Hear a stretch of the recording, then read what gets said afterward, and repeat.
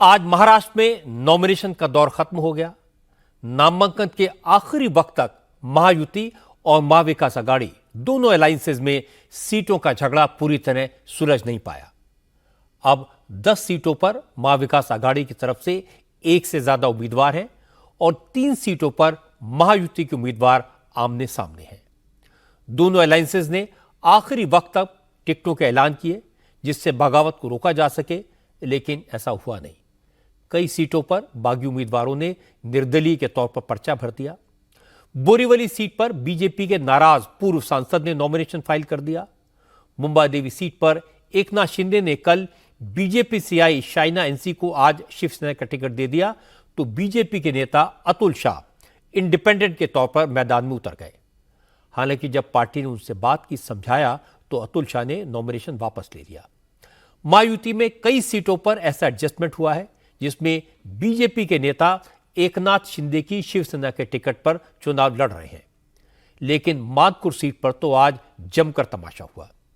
BJP Nawab Malik की उम्मीदवारी का विरोध कर रही थी, लेकिन नवाब मलिक ने अजित पवार की एनसीपी के उम्मीदवार के तौर पर और निर्दलीय उम्मीदवार पर 2 पर्चे भरे। अजित पवार ने नॉमिनेशन का वक्त खत्म होने से 5 मिनट पहले नवाब मलिक को एबी फॉर्म दे दिया। इसके बाद एकनाथ शिंदे ने भी नवाब मलिक के खिलाफ अपना उम्मीदवार उतार दिया। अणुशक्ति नगर में नवाब मलिक की बेटी चुनाव लड़ रही है। इस सीट पर भी एकनाथ शिंदे ने उम्मीदवार उतारा है।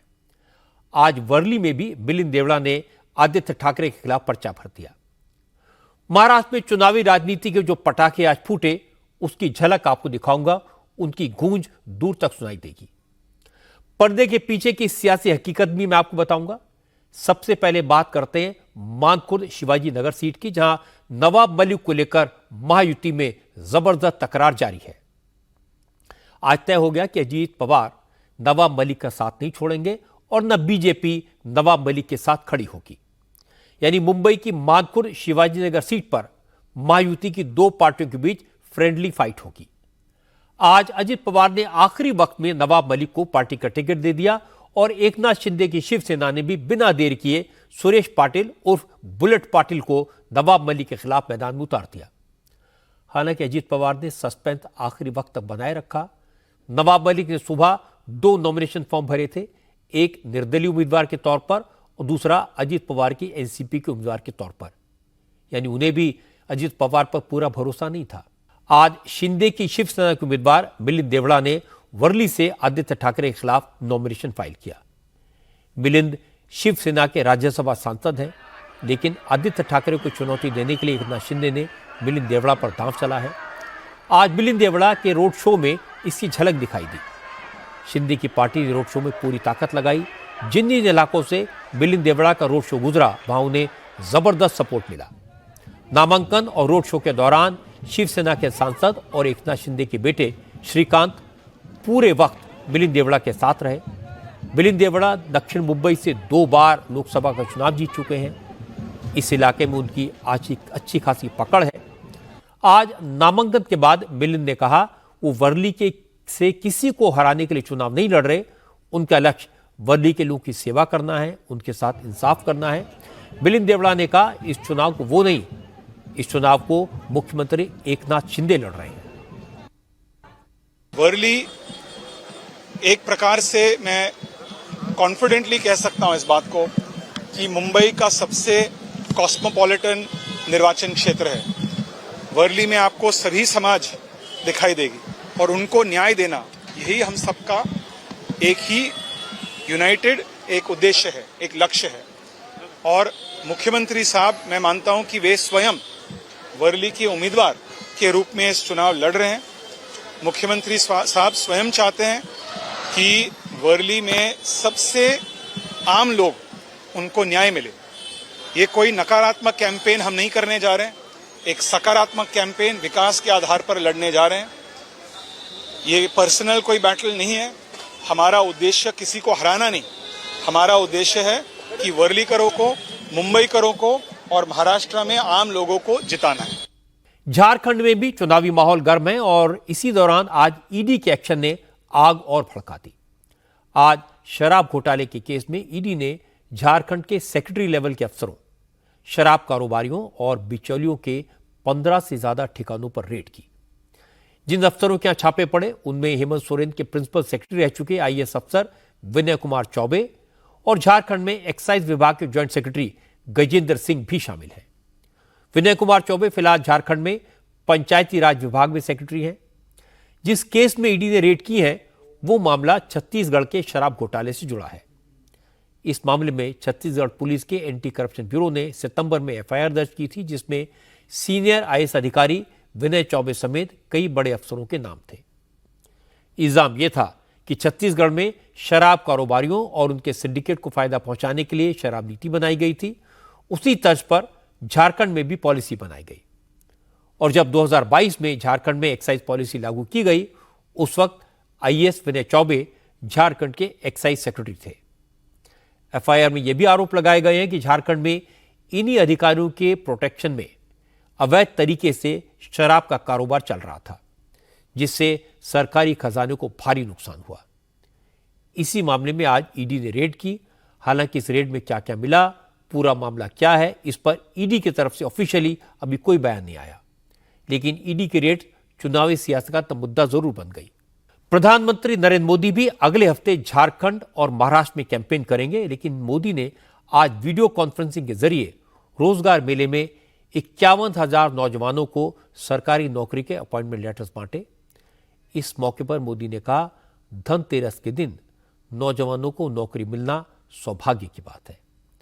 इसके बाद मोदी ने कहा कि इस बार धनतेरस के साथ साथ दिवाली भी खास होने वाली है, क्योंकि 500 वर्षों के बाद अयोध्या में प्रभु राम मंदिर में विराजमान हुए हैं और प्राण प्रतिष्ठा के बाद ये पहली दिवाली है।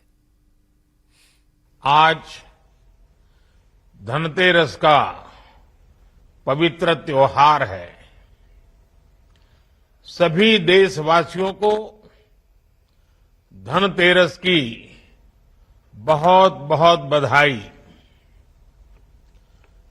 2 दिन बाद हम सभी दीपावली का पर्व भी मनाएंगे और इस साल की दीपावली बहुत खास है, बहुत विशेष है।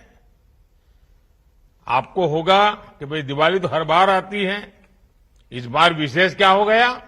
मैं बताता हूं विशेष क्या है।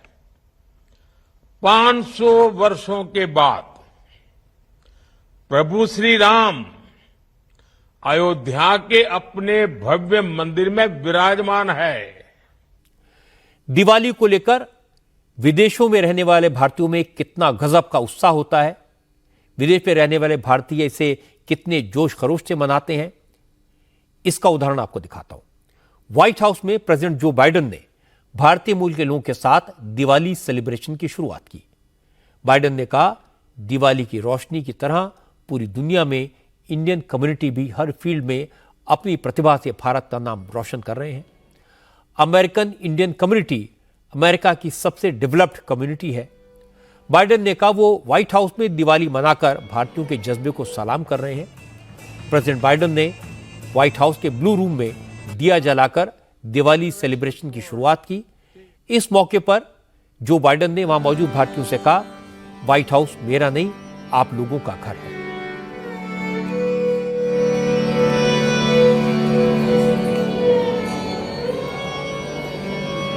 South Asian American community enriched every part of American life, and that's the truth.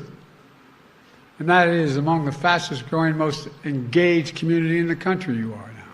Now, in the time, Diwali is celebrated openly and proudly here in the White House. And by the way, this is not my house, this is your house. No, it really is. It's the people's house. Delhi के पड़ोस में गाजियाबाद से आज हैरान करने वाली खबर आई। Court room में वकीलों पर लाठीचार्ज हुआ। कई वकीलों के सिर फूट गए, कई वकीलों की टांगें टूट गई। कोर्ट रूम में इस तरह के हालात अचानक नहीं बने। कोर्ट की कार्रवाई शुरू हुई तो एक केस की सुनवाई को लेकर जज के साथ वकीलों की बहस हो गई। 90 लाख की ठगी के केस में आरोपियों को कोर्ट से एंटीसिपेटरी बेल मिल गई थी। आरोपी गिरफ्तारी से बच गए, वकील इसका विरोध करने लगे। डिस्ट्रिक्ट जज अनिल कुमार की कोर्ट में वकीलों ने इस केस को रखा। तुरंत सुनवाई की मांग की।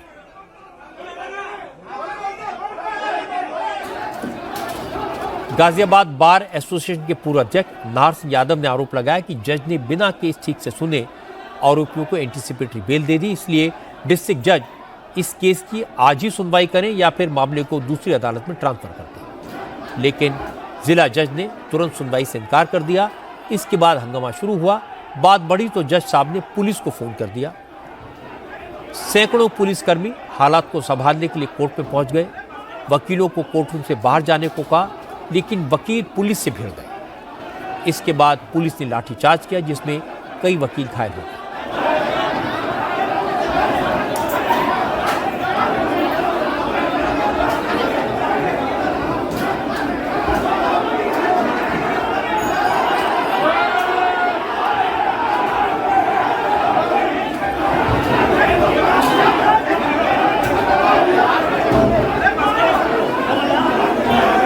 मैं आज डिस्ट्रिक्ट जज कोर्ट में एक मुकदमे में आया हुआ था।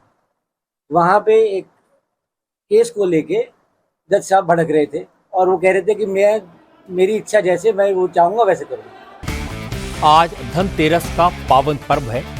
धनतेरस को आरोग्य के देवता भगवान धनवंतरी की जयंती के तौर पर मनाया जाता है और पूरे परिवार के स्वास्थ्य की मंगल कामनाएं की जाती हैं। इसी मौके पर आज प्रधानमंत्री नरेंद्र मोदी ने घोषणा की कि आज से देश के सभी 70 साल से ज्यादा उम्र के बुजुर्गों को आयुष्मान योजना का लाभ मिलेगा। इस योजना के तहत अब तक सिर्फ गरीब लोगों को 5 लाख रुपए के मुफ्त इलाज की सुविधा मिलती थी, लेकिन अब 70 साल की उम्र से ज्यादा के सभी बुजुर्ग 5 लाख तक का मुफ्त इलाज करा सकेंगे। इस स्कीम का ऐलान करने के साथ ही मोदी ने दिल्ली और पश्चिम बंगाल के बुजुर्गों से माफी मांगी। मोदी ने कहा वो तो पूरे देश के बुजुर्गों के लिए स्कीम लेकर आए थे, लेकिन दिल्ली और बंगाल के लोगों को इसका फायदा नहीं मिलेगा, क्योंकि वहां की सरकारें राजनीतिक स्वार्थ की वजह से इस योजना से जुड़ नहीं रही और उन्हें इस बात का बेहद दुख है। मैं दिल्ली के 70 साल के ऊपर के जितने बुजुर्ग हैं और पश्चिम बंगाल के 70 साल के ऊपर के जितने बुजुर्ग हैं, उनसे क्षमा मांगता हूं कि मैं आपकी सेवा नहीं कर पाऊंगा। मैं उनसे क्षमा मांगता हूं